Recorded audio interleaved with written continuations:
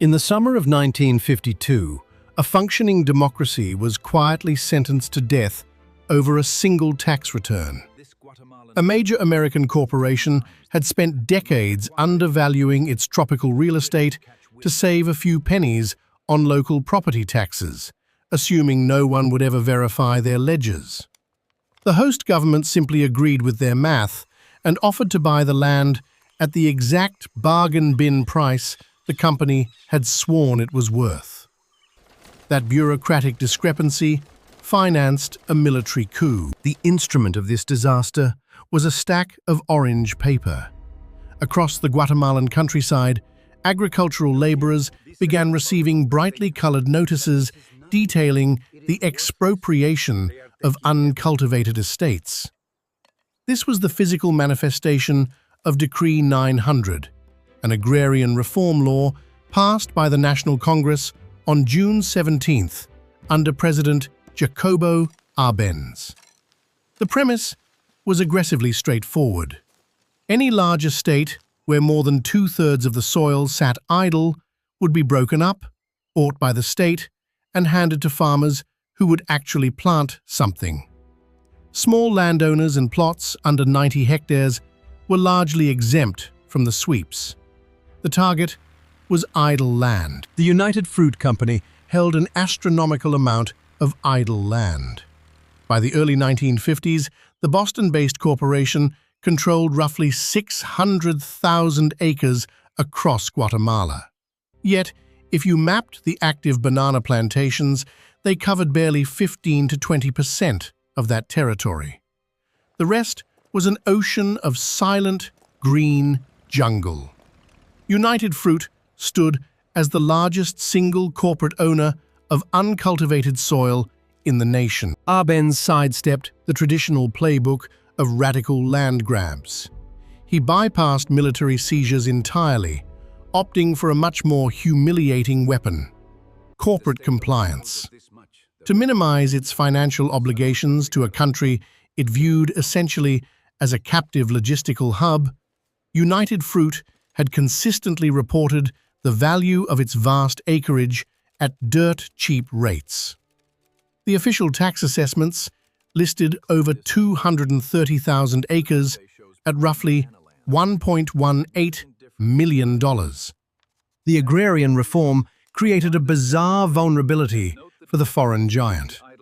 Local Guatemalan landowners, the traditional latifundistas, often evaded formal cadastral procedures through deep political connections, hiding their true acreage from the capital.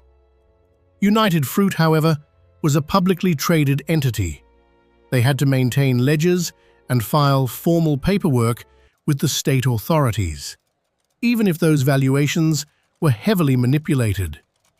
That thin trail of documentation made them highly visible. The newly formed National Agrarian Department invoked those exact filings. State assessment commissions went into the field, measured the uncultivated acreage, applied the company's own tax formulas, and handed United Fruit a bill of sale. For the expropriation of 234,000 acres of dormant jungle, the state offered compensation of roughly $1.18 million. The payment would arrive in the form of long-term, government-guaranteed bonds. Corporate fury was instantaneous.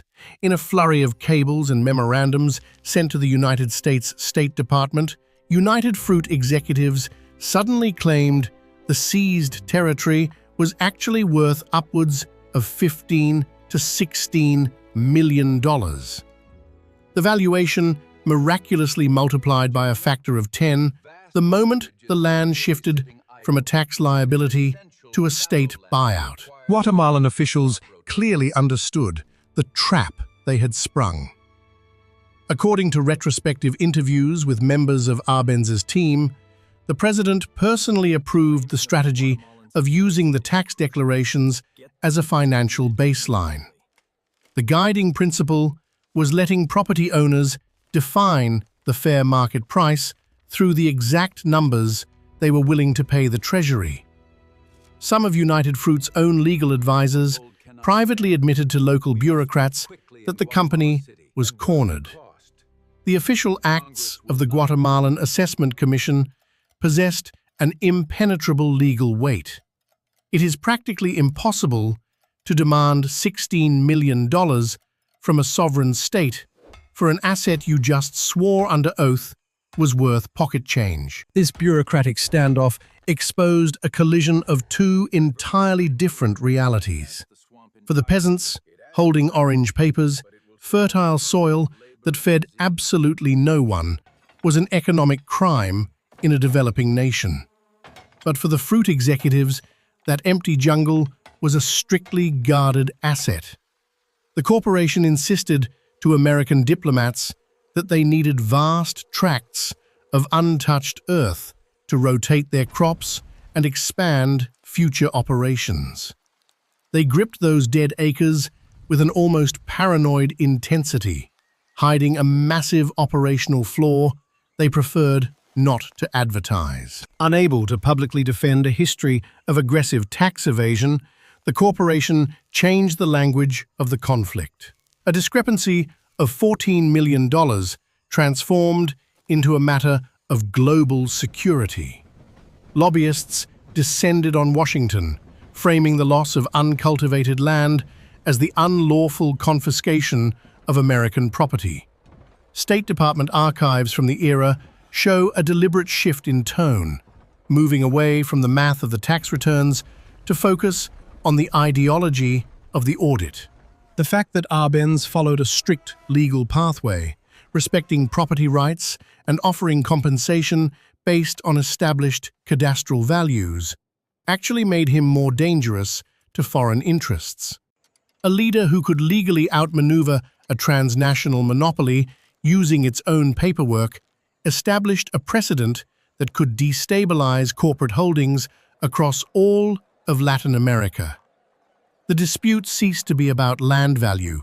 The geopolitical machinery required to erase that $1.18 million mistake was already warming up. This engine of influence started decades earlier in the mud of the Costa Rican jungle, driven by a man who had absolutely no interest in selling fruit. C. Keith, an American businessman, traveled to Central America in the late 19th century to lay steel. He and his uncle, Henry Meigs, secured a government contract to build a railroad connecting the capital, San Jose, to the Caribbean port of Limon.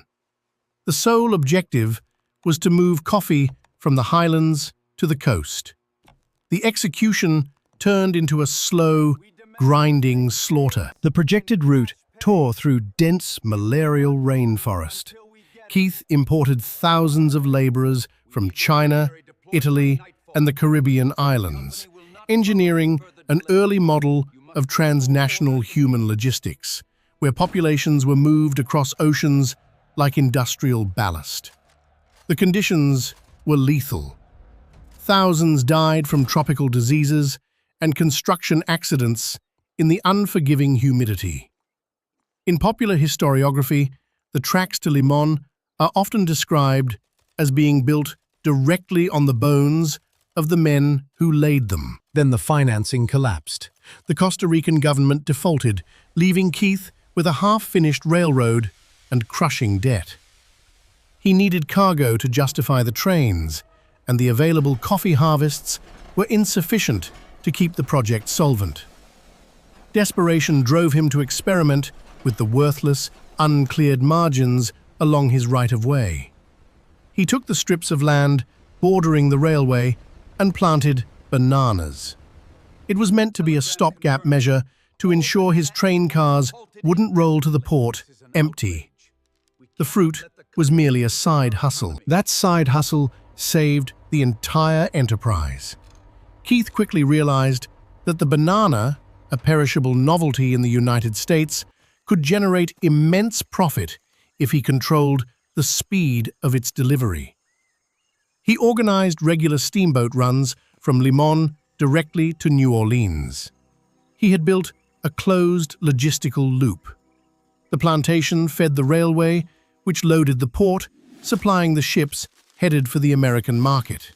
In 1899, Keith merged his Tropical Trading and Transport Company with the Boston Fruit Company, creating the United Fruit Company. He stepped into the role of vice president, acting as the chief architect of an expanding corporate matrix. Through his leadership, the company took control of the Pan-American Railway and spearheaded the international railways of Central America, systematically integrating independent rail networks into a centralized transport grid. Central Americans soon gave the corporation a nickname that defined it for a century: El Pulpo, the Octopus. The metaphor was apt, yet deeply paradoxical. An octopus is a soft-bodied creature lacking a skeletal structure, but this specific beast functioned by replacing the very backbone of the nations it occupied.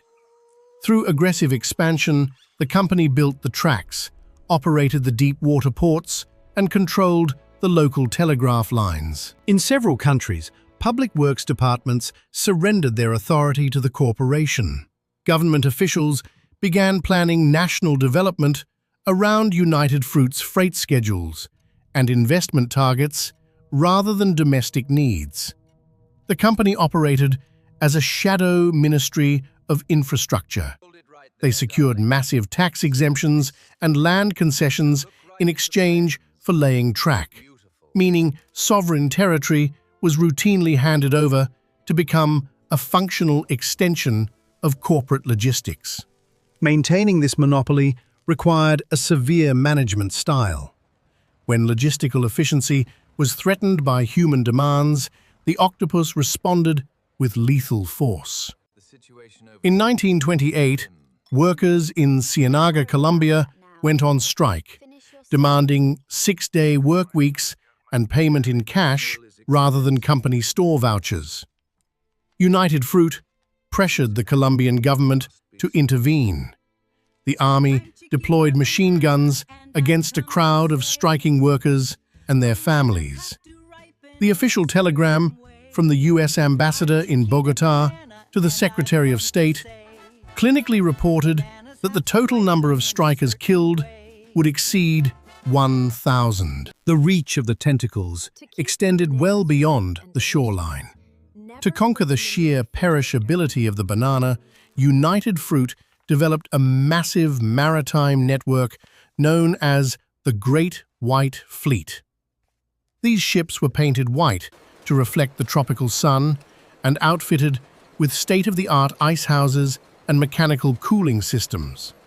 The fleet transformed a rapidly rotting jungle crop into a highly predictable, standardized commodity flow. The pristine white ships, cutting across the maritime veins of Central America, also acted as a soft power projection of United States hegemony. They were the visible, floating enforcement of a monopoly that dictated terms to sovereign governments. A threat to halt the export flow, leaving thousands of tons of fruit to rot on the docks, was often enough to trigger a cabinet reshuffle. This entire mechanical leviathan rested on the shoulders of a single biological entity. The United Fruit Company cultivated a specific variety of banana called the Gros Michel, or Big Mike. It was chosen for its industrial durability. The Gros Michel possessed a thick skin that resisted bruising during rough transport and grew in tight, dense bunches that maximized cargo space in the refrigerated holds. It was the optimal component for the company's machinery. There was a fatal flaw in the design. To achieve absolute uniformity, United Fruit planted the Gros Michel as a clonal monoculture. Every single commercial banana tree was a vegetative clone, sharing the exact same genetic code. This meant they also shared the exact same vulnerabilities. The weakness manifested as a soil-borne fungus, Fusarium oxysporum form specialis cubense, commonly known as Panama Disease. The pathogen attacked the root system of the Gros Michel, choking off the plant's vascular network and turning the massive green leaves a sickly, dying yellow. Because the plants were genetically identical, a natural defense mechanism simply did not exist. Once the fungus entered a plantation, the entire crop was condemned. Worse, the fungal spores could survive in the soil for decades. You could not burn the dead plants and start over. Once a piece of land was infected with Panama disease, it was permanently toxic to the Gros Michel. The corporation would eventually be forced to abandon the variety entirely and transition its global supply chain to the Cavendish, a cultivar resistant to race 1 of the fungus. Consumers barely noticed the shift at the time, only realizing decades later that the sweeter, stronger flavor of the original fruit had disappeared entirely from the market. But during the peak years of the Octopus, The Cavendish switch had not yet happened. The biological reality of Panama disease dictated the corporation's aggressive geography. The United Fruit Company was locked in a perpetual retreat from a microscopic enemy.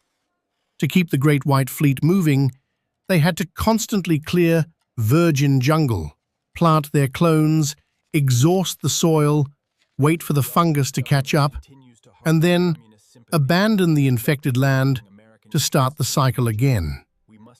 The railways had to keep extending outward, chasing clean soil. This hidden dynamic explains the absolute fanaticism over the uncultivated acres in Guatemala. The corporation held on to those vast tracts because their active plantations were already dying, requiring a massive reserve of clean earth to survive the creeping fungus. The land reform initiated by Jacobo Árbenz represented an existential threat far beyond a disrupted real estate portfolio. By taking away their fallow reserves, the Guatemalan government was inadvertently trapping the octopus in infected soil, cutting off its only escape route from biological collapse. while the roots of the active plantations Rotted in the Central American soil, a completely different reality was being manufactured for the suburbs of Chicago and Boston. The fruit company was fighting a desperate biological and territorial war in the jungle. Yet on the American breakfast table, the banana sat undisturbed as a serene symbol of health, domestic bliss, and national prosperity. This severe cognitive dissonance did not happen by accident. It was meticulously engineered by a man named Edward Bernays. He was the nephew of Sigmund Freud. Bernays approached agricultural supply chains through the lens of psychoanalysis. United Fruit hired him in the early 1940s to solve a fundamental volume problem. They needed the American public to consume more inventory to justify the massive logistical footprint of the Great White Fleet. Bernays bypassed the nutritional charts and went straight for subconscious desire. He placed the yellow fruit in the hands of prominent movie stars. He ensured it appeared on the menus of the most exclusive luxury hotels across the United States. Conspicuous consumption became the vehicle. A highly perishable foreign commodity was successfully embedded into the daily routine of the modern American family. The corporation still faced a severe underlying reputation problem. Decades of aggressive land grabs, violent strike-breaking, and rigid social hierarchies in the tropics were bad for the stock price. Bernays required a powerful distraction to humanize the massive conglomerate. Enter Miss Chiquita. She was designed as a cheerful, animated brand mascot. Half woman, half fruit, she sang catchy calypso tunes on the radio and taught housewives how to properly store produce. The mascot functioned as a colorful, psychological detergent. She domesticated the exotic and removed the friction from international trade. A brutal geopolitical monopoly, was suddenly dancing across black and white television screens wearing a ruffled dress. The campaign deliberately promised an innocent tropical adventure with every purchase. The contrast with the physical reality of the plantations was jarring. The company broadcast this cartoon of a flirtatious, happy Latina to millions of American households. Meanwhile, real women working in the tropical packing zones and surrounding company towns faced harsh discrimination, extreme poverty, and routine intimidation by corporate security forces. The advertising masked a system of indentured servitude under a thick layer of manufactured sunshine. Consumers enjoyed a guilt-free product. Then, Jacobo Árbenz pushed his agrarian reform forward in 1952. The expropriation notice for the uncultivated acreage hit the Boston headquarters with the force of a physical blow. Selling health and vitality was no longer sufficient to protect the monopoly. The company needed to trigger a different subconscious reflex entirely. Bernays pivoted his sprawling apparatus from marketing fruit to manipulating foreign policy. He formulated a precise narrative. The land dispute in Guatemala was stripped of its local economic context and repackaged as a direct threat to the Western Hemisphere. He established a sophisticated front organization to launder the corporate messaging. It was called the Middle America Information Bureau. Bernays estimated that his bureau supplied curated data to roughly 25,000 media professionals, editors, and academics across the United States.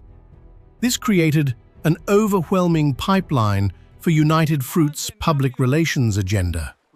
Press releases drafted in corporate offices were printed as neutral geopolitical analysis in major daily newspapers. In the archival footprint of the Middle America Information Bureau, commercial grievances were seamlessly disguised as objective foreign correspondence.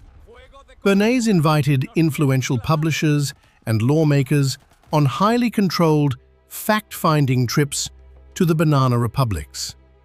The itineraries were masterpieces of stagecraft. The journalists toured pristine, modern packing facilities. They visited company-funded hospitals. They never saw the evicted peasants or the exhausted, fungus-ridden soil.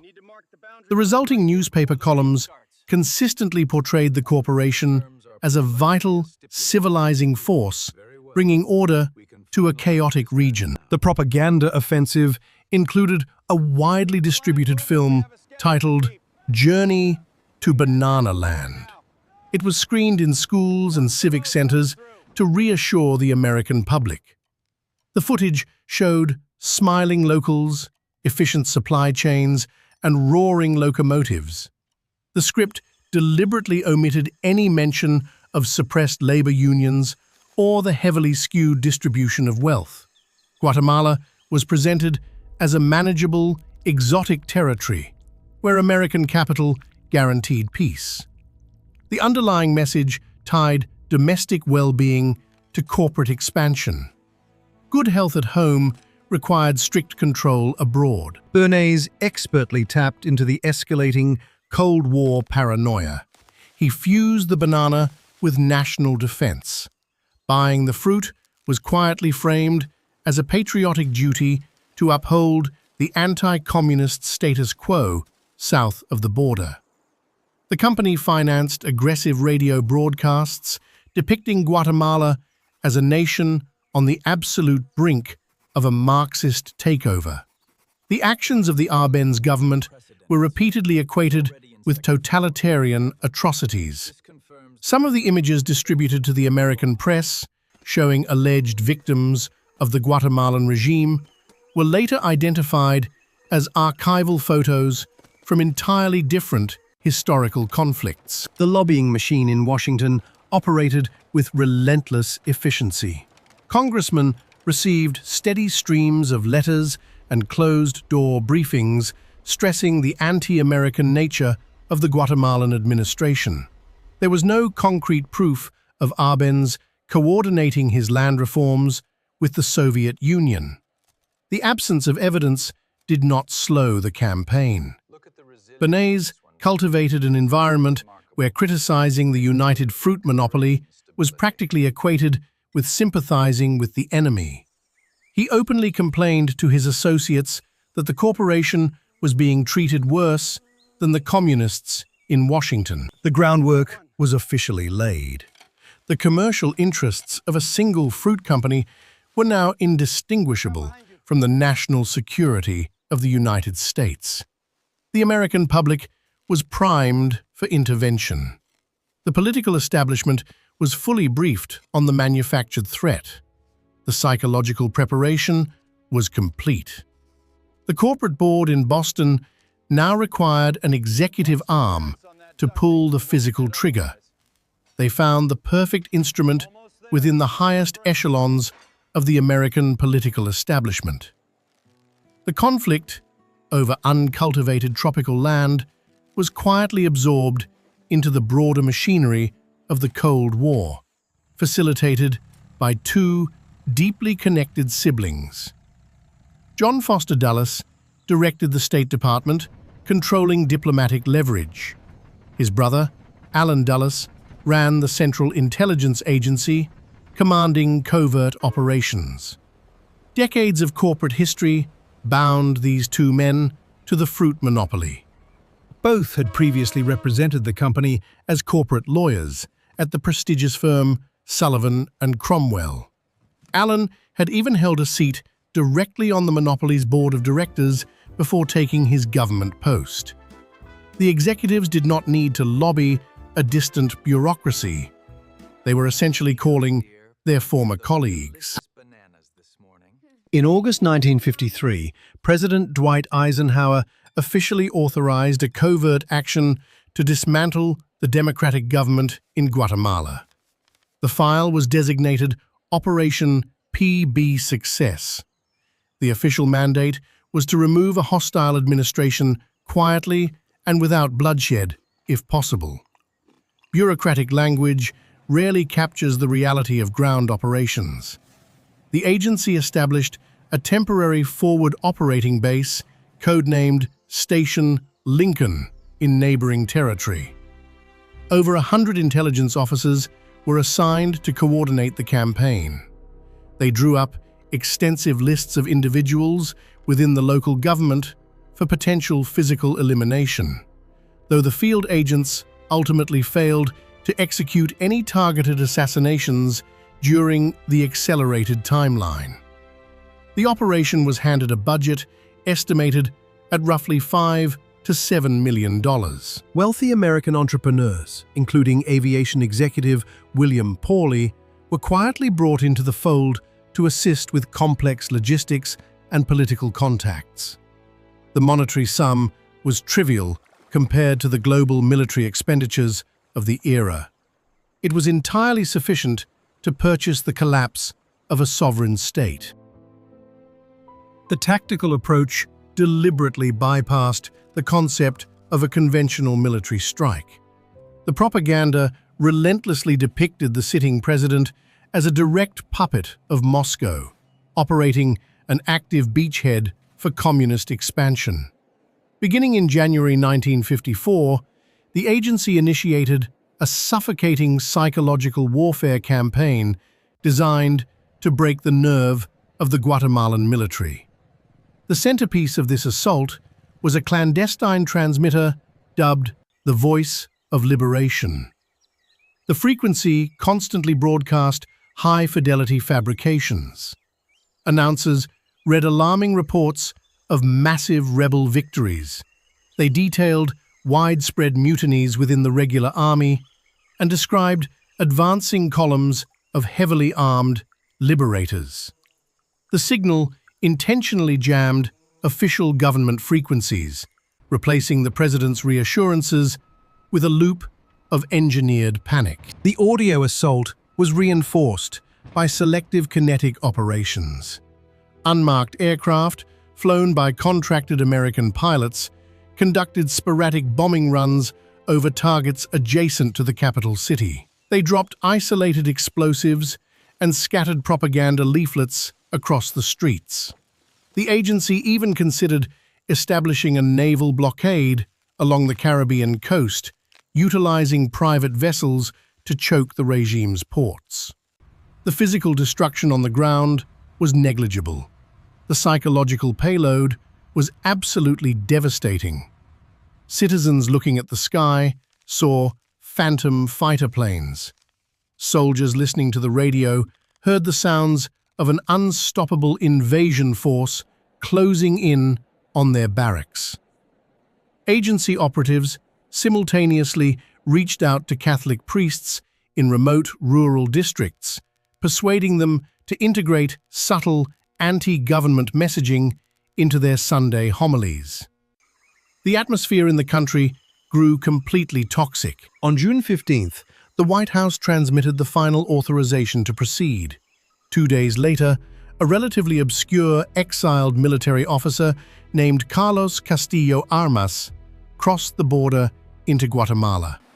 He commanded an invading column that barely registered as a militia. His forces consisted of a few hundred lightly armed exiles. From a purely logistical standpoint, the incursion was extremely weak. In the raw field reports of the invasion force, the tactical reality separated entirely from the radio broadcasts. The ragtag column practically stalled upon its first encounter with the national terrain. Yet the transmitters screamed that a juggernaut was rolling through the countryside. The sheer volume of manufactured terror broke the resolve of the high command. Guatemalan generals, convinced they were facing an overwhelming foreign armada backed by the full weight of the United States, refused to deploy their superior regular army. They turned inward instead. The military leadership confronted their own president, demanding he step aside to spare the nation from a fictional slaughter. The pressure crushed the administration. On June 27th, Jacobo Árbenz capitulated to his mutinous officers. A quiet detail surfaces in the testimonies of those who witnessed his final hours in office. Before walking to the broadcast studio, the defeated president reportedly stripped off his military uniform. He soaked the heavy fabric in gasoline and set it ablaze in a bitter act of silent protest. He then delivered his resignation over the radio, clearing the path for an eventual flight into political exile. Within days, Castillo Armas was transported to the capital aboard a military plane to claim the presidency. The brief window of democratic reform violently slammed shut. The geopolitical shockwaves rippled outward for decades. Historians routinely classify the events of 1954 as a private coup, highlighting an instance where the immense capabilities of the American intelligence apparatus were effectively leased by a corporate entity. The immediate aftermath in Guatemala was horrific. The country spiraled into a brutal civil conflict that would eventually claim roughly 200,000 lives over the next few generations. In Washington, the mood was fiercely triumphant. The administration viewed the decapitation of the Árbenz government as a flawless template for foreign intervention. The psychological warfare model seemed incredibly efficient. Yet this specific institutional arrogance directly seeded a future disaster. Years later, the agency attempted to replicate the exact same playbook on the beaches of Cuba. The Bay of Pigs invasion relied on the identical assumption that radio propaganda and a small exile force would trigger an immediate internal collapse. The model that worked in the jungle failed entirely on the sand. The reality of a foreign population proved far less predictable than a radio script. While intelligence officers analyzed their newly validated covert doctrines, the original architects of the crisis quietly reclaimed their prize. The incoming military dictatorship immediately annulled Decree 900. The fruit monopoly took back every single hectare of the vast, uncultivated tracts that had initiated the conflict.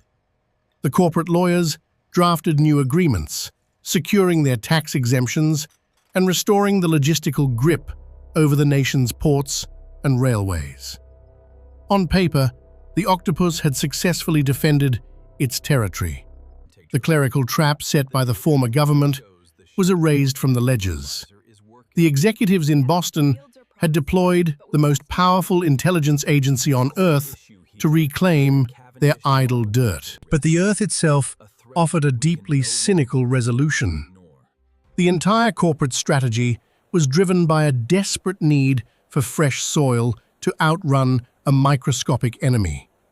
The executives fought a covert war entirely for the virgin jungle they desperately needed in reserve. By the time the property deeds were legally restored and stamped by the new dictatorship, the biological timer had already expired. The Panama Disease, a relentless fungus moving silently through the groundwater, had thoroughly compromised the newly reclaimed territories. The roots of the plants blackened beneath the topsoil. The broad green leaves wilted and collapsed.